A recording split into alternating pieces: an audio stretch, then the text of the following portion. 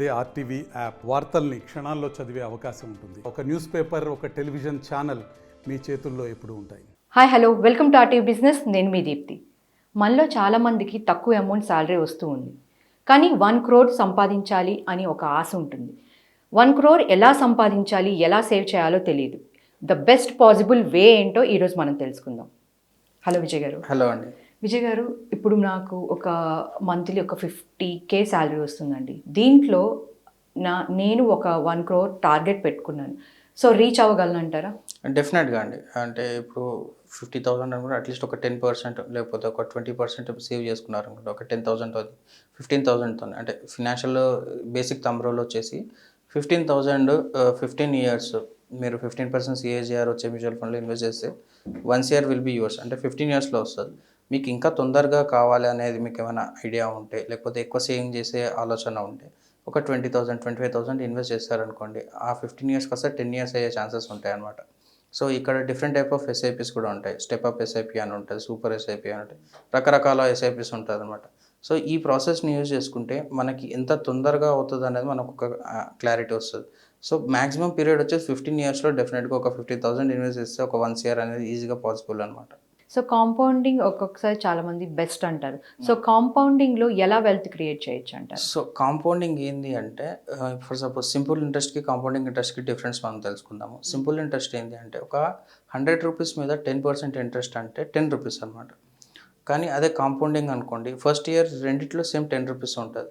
కానీ నెక్స్ట్ ఇయర్కి వచ్చేసరికి 100 రూపీస్ మీద 10% మళ్ళీ ఇంకో 10 రూపీస్ అవుతుంది. కానీ కాంపౌండింగ్లో అక్కడ ఏమవుతుంది, అప్పుడు 120 రూపీస్ అవుతుంది. కానీ కాంపౌండింగ్లో ఏమవుతుంది అంటే 121 అవుతుంది. అట్లాగా గ్రాడ్యువల్గా చూసుకుంటూ పోతే over the period of time కాంపౌండింగ్లో మనకి చక్రవడ్డీ అంటాం తెలుగులో. చక్రవడ్డీ ఇక్కడ ఎక్కువ జనరేట్ అవుతుంటుంది అనమాట. ఎందుకంటే మనం ఇంట్రెస్ట్ ఏదైతే జనరేట్ అవుతుందో దాని మీద కూడా ఇంట్రెస్ట్ జనరేట్ అవుతుంది. సో అందుకే compounding will gives us the best interest అనమాట. సో ఇప్పుడు నాకు మంత్లీ నేను ఒక 5K సేవ్ చేయగలను.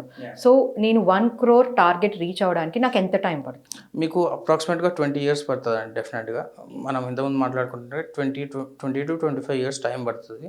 కానీ మీరు స్టెప్ అప్ యూజ్ చేసుకొని, లేకపోతే ఇన్ బిట్వీన్ మీకు ఏదైనా లంసమ్ అమౌంట్స్, లేకపోతే బోనస్ లాగా, లేకపోతే రకరకాల వేరే ఏదైనా సేవింగ్స్ నుంచి ఇంతవరకు చేసిన సేవింగ్స్ నుంచి ఏదైనా ఇన్వెస్ట్మెంట్ చేశారనుకోండి, డెఫినెట్గా అదొక 10 years నుంచి 15 years మధ్యలోనే మీరు అచీవ్ చేయొచ్చు, మనం ప్లాన్ చేసుకోవచ్చు అనమాట. సో జనరల్గా ఈ మిడిల్ క్లాస్ ఫ్యామిలీ వాళ్ళకి బెస్ట్ ఇన్వెస్ట్మెంట్ ప్లాన్ అంటే ఏం చెప్తారు? సో నేను వాళ్ళకి ఏం సజెస్ట్ చేస్తానంటే, ఫస్ట్ ఫినాన్షియల్ ప్లానింగ్ అనేది కరెక్ట్గా ప్లాన్ చేసుకోండి. అంటే మీకు నెక్స్ట్ 2 yearsలో ఏ రిక్వైర్మెంట్ ఉంది, నెక్స్ట్ 5 yearsలో ఏ రిక్వైర్మెంట్ ఉంది, అండ్ లాంగ్ టర్మ్కి ఏ రిక్వైర్మెంట్ ఉంది. ఈ రిక్వైర్మెంట్స్ అన్నీ క్లిక్ చేసుకున్న తర్వాత ప్రతి ఇన్వెస్ట్మెంట్కి ఒక్కొక్క అసెట్ అవసరం పడుతుంది. 2 yearsకి మీకు ఈక్విటీ మ్యూచువల్ ఫండ్స్ అవసరం పడదు.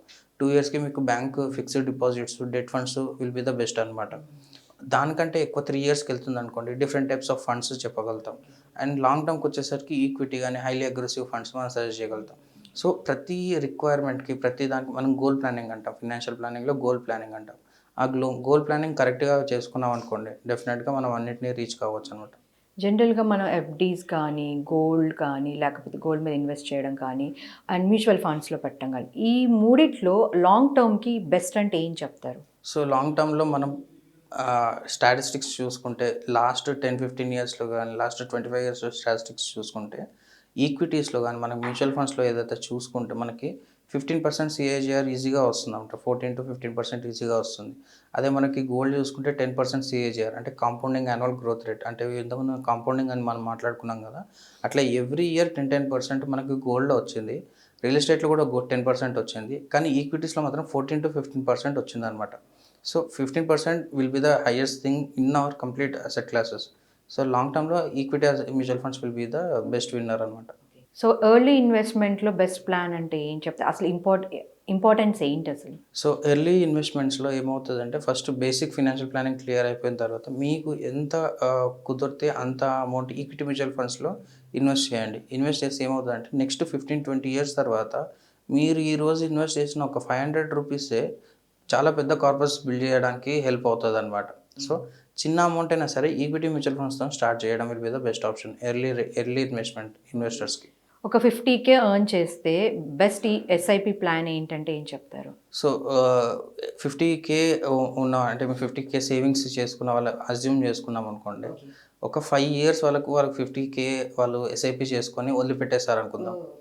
సో 5 ఇయర్స్ చేసి వదిలిపెట్టేస్తారు అండ్ నెక్స్ట్ 5 ఇయర్స్ వరకు దాన్ని టచ్ చేయలేదనుకోండి. నెక్స్ట్ ఇయర్ నుంచి every month they can get 1 lakh from that corpus.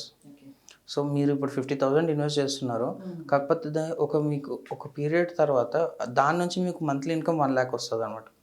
So ఇట్లా మనం ఎస్ఐపి చేసుకోవాలి, at the same time SWP కూడా చేసుకోవాలి. అట్లాగా మనకి లాంగ్ టర్మ్లో ఈ financial planning will be the best thing అనమాట. సో నా 1 crore టార్గెట్ రీచ్ అవ్వడానికి బెస్ట్ వే ఏంటంటే ఏం చెప్తారు? స్టాక్సా లేకపోతే రియల్ ఎస్టేటా? సో ఒక 20% రియల్ ఎస్టేట్లో మీరు ఇన్వెస్ట్ చేసుకోవచ్చు, ప్రాబ్లం లేదు. కాకపోతే మీకు లాంగ్ టర్మ్లో మీకు మంచిగా కాంపౌండింగ్ కావాలి అంటే mutual funds will be the best option అనమాట. సో మనకు వచ్చే శాలరీని ఎక్స్పెన్సెస్, సేవింగ్స్ దానికి ఎలా డివైడ్ చేయాలంటారు? అదే మనం 50-30-20 రూల్ మనం యూజ్ చేసుకున్నాం కదా, దాని ప్రకారమే మనం ప్లాన్ చేసుకుంటే బేసిక్ ఫినాన్షియల్ ప్లానింగ్ అక్కడనే మనకి సార్ట్అవుట్ అయిపోతుంది అనమాట. సో ఇది అంత ఈజీ కాదు, మనం చెప్పినంత ఈజీ కాదు. ఒక 6 months 1 year టైం పడుతుంది. కానీ ఈ 1 year మనం జర్నీ కొంచెం హార్డ్గా ఉంటుంది. వన్స్ ఇది సెట్ చేసుకున్న తర్వాత డెఫినెట్గా మనకి లాంగ్ టర్మ్ ప్లానింగ్లో ఇదే హెల్ప్ అవుతుంది అనమాట. ఈ 1 crore రీచ్ అవ్వడానికి మనం బిగ్ రిస్క్ తీసుకోవడం పాసిబుల్ అంటారా? అంటే ఎక్కువ రిస్క్ తీసుకోవాల్సిన అవసరం లేదండి. యాక్చువల్గా ఎక్కువ రిస్క్ తీసుకోవాల్సిన అవసరం లేదు. కానీ టెన్యూర్ ఎక్కువ పెట్టుకుంటే చాలా తక్కువ రిస్క్లోనే 1 crore రీచ్ కావచ్చు. చాలామంది ఎక్కువ రిస్క్ తీసుకునే ట్రేడింగ్ చేయడం కానీ, గ్యాంబ్లింగ్ చేయడం కానీ, లేకపోతే క్విక్ గెట్ రిచ్ స్కీమ్స్ ఉంటాయి. అంటే మనం ఇంత తక్కువ అమౌంట్ కడితే ఇంత ఎక్కువ అమౌంట్ వస్తుంది అన్నట్లు బయట చాలా రకరకాల స్కీమ్స్ వస్తుంటాయి. గోల్డ్కి రిలేటెడ్ కానీ, లేకపోతే వేరే మల్టీ లెవెల్ మార్కెటింగ్ ఇవన్నీకి వెళ్తుంటారు. సో నా సజెషన్ ఏంటంటే reasonable time 10 years 15 years will be the reasonable time. మీకు ఎంత ఇన్వెస్ట్మెంట్ అయితే అంత ఇన్వెస్ట్మెంట్ చేసుకొని తక్కువ రిస్క్తోనే 1 year ఈజీగా ఎర్న్ చేయవచ్చు అనమాట. సో లాంగ్ టర్మ్కి బెస్ట్ ఇన్వెస్ట్మెంట్ అంటే ఏం చెప్తారు?